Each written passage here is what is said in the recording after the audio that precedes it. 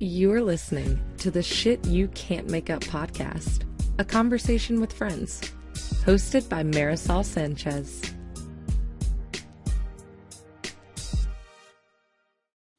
Hello.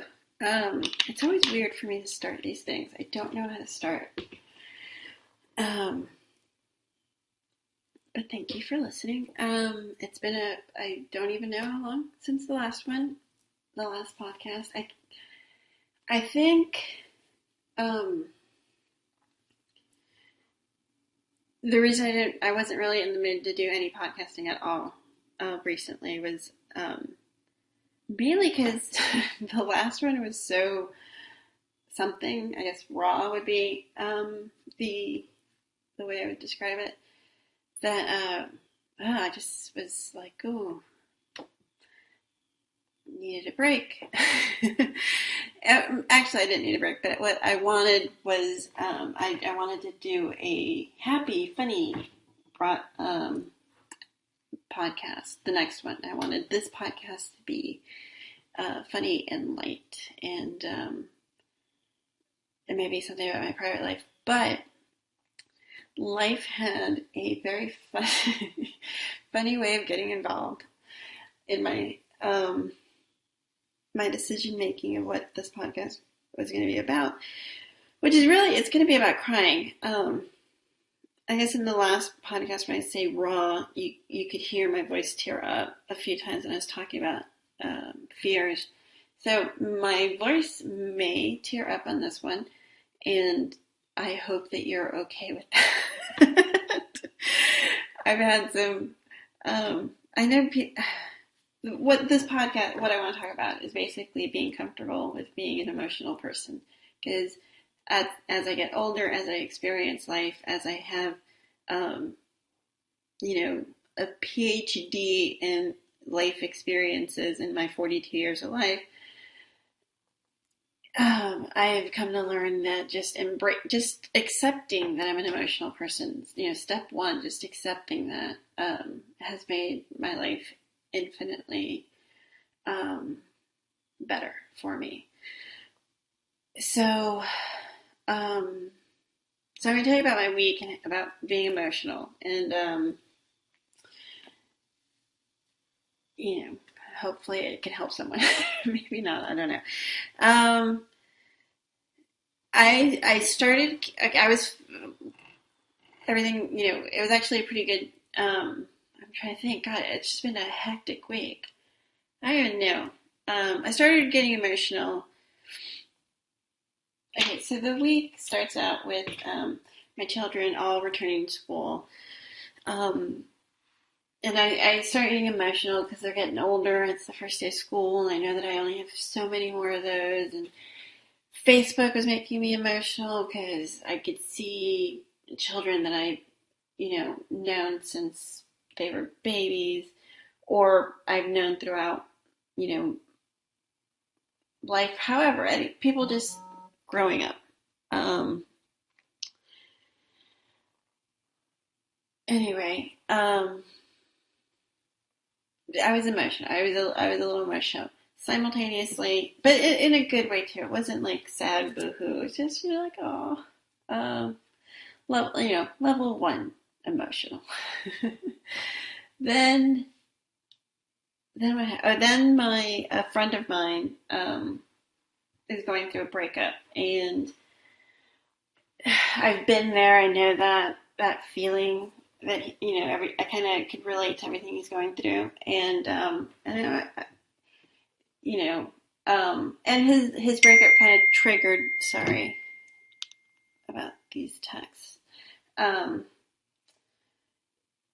It triggered a little bit of sadness for me because I could actually identify a lot with one of the characters in the story, and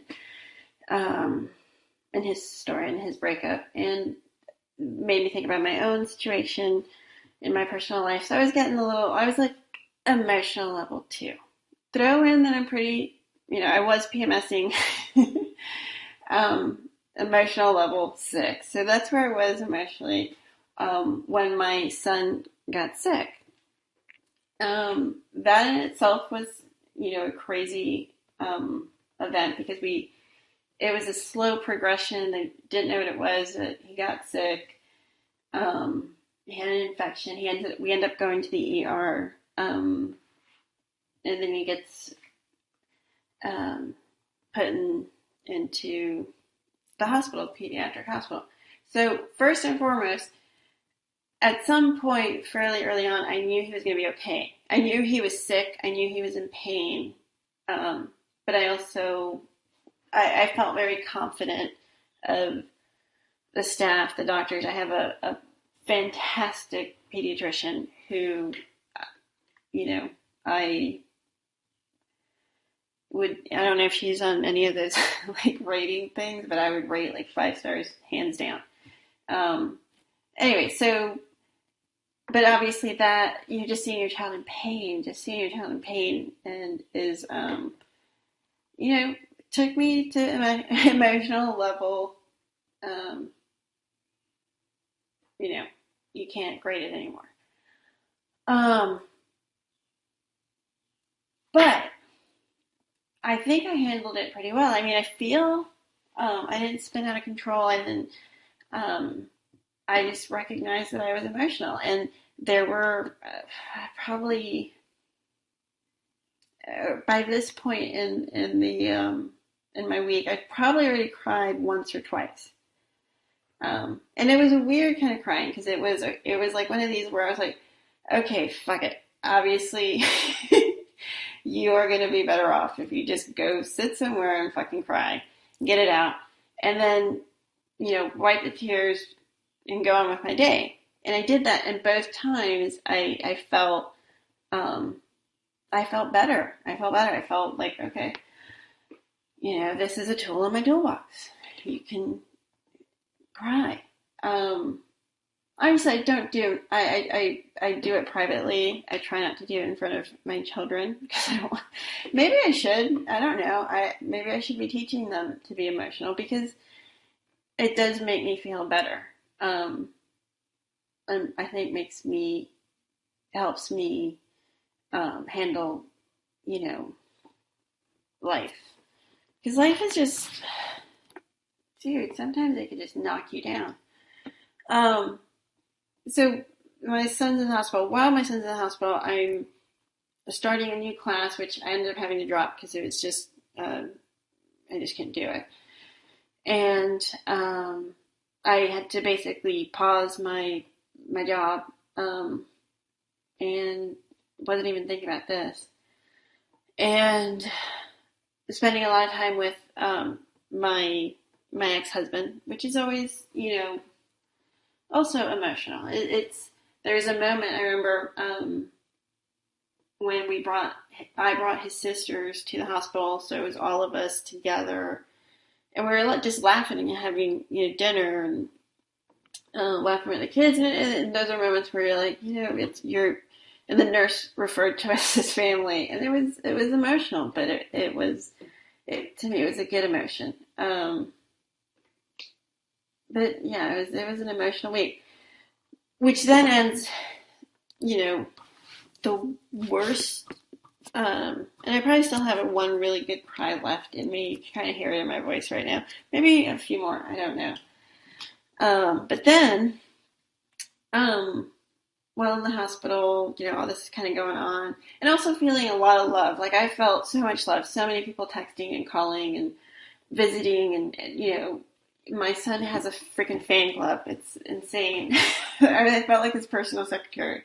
Just like gatekeeper. So I was also emotional over that. That was a good emotion. I was feeling a lot of love. It was a week. It was a week that was, I was tired. It was definitely stressful, but there was still a lot of beauty in the week.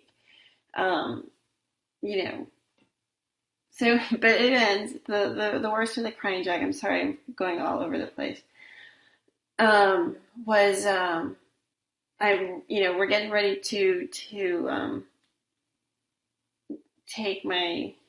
get discharged from the hospital. We still have to watch him. He's on a, protocol and stuff, but, he's doing well. And we're getting ready to discharge. We're kind of sitting around. It's my ex-husband and my son and I. And he said, he hands me the phone, and I didn't know who was on the other end. I could read my son really well. I could tell my son had this look of weird. It was my father-in-law. It was my father-in-law, my husband's father, on the phone. I haven't spoken to him in, I don't know if I spoke to him post the divorce. Anyway, I don't know if this, I do not know if this is typical of all divorces. This is something, one of the dark and sad parts of the divorce, is if you actually liked your in-laws, is that those relationships aren't the same and are gone or are unavailable to you. I mean, it's just, I don't know. It's just how it kind of works out, and it's sad because I adore my in-laws. I adored them when I was married to him. I swear on some level, I think when I went to my first Christmas at my in-laws' house, that's when I was like, this is the guy I want to marry.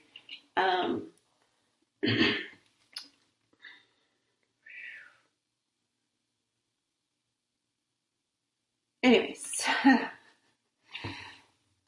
I'm laughing because I'm going to pause. A lot of people commented on my pausing in my last podcast. So,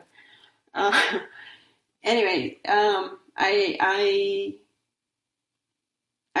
loved it, but I especially loved he's my father-in-law. Just, I think I've said this to him when I was married. I'm pretty sure I've said this to him. But he's one of my favorite people in the whole world. He's just,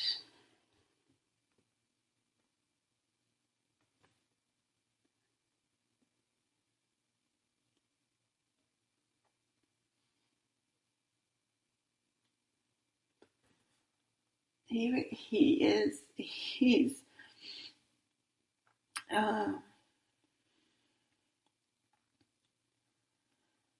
one of my most favorite people. Just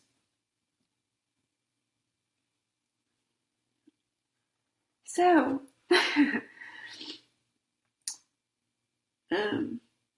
so we had a pleasant little chat, and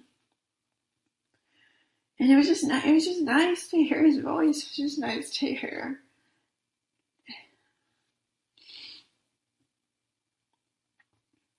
So that took that conversation, and the following one, after I hung up and I went for a little walk and I came back and I talked to my ex for a second. After that, then I had the ugly cry. Then I walked away. I sat down and I ugly cried. I ugly cried for probably a good 5 minutes, and it's just a weird sensation when you're crying because I don't know. It's like this push and pull. Like like you cry and you feel the release, and there's a touch of it that feels good, but there's some part of it where it's tears of sadness. It's sadness, and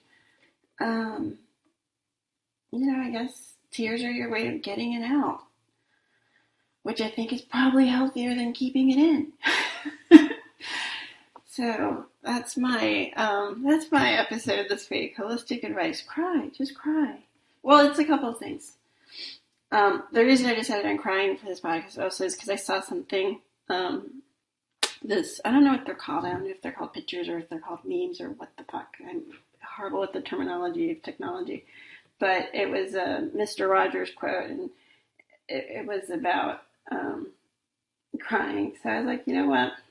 I'm gonna take 30 minutes and do a podcast about crying. But yeah, it's more than crying. It's also just just appreciation for, my life, my kids, my kids' life, Western medicine. I'm all about trying to eat healthy, and yoga, and Eastern philosophy.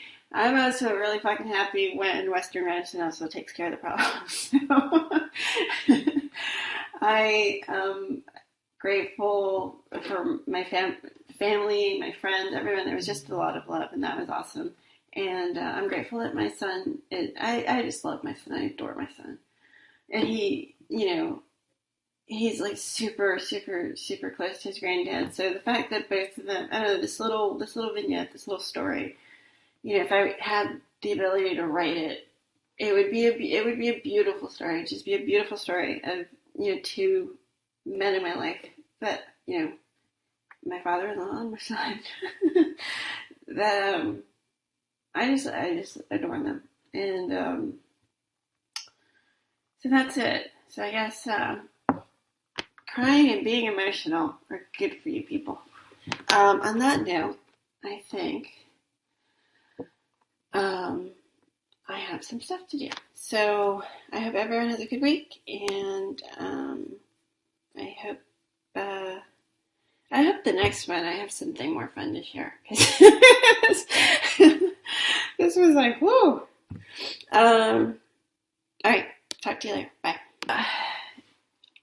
Well, and not fuck it. See, these are the moments where I wish I could edit. I don't know how to go back.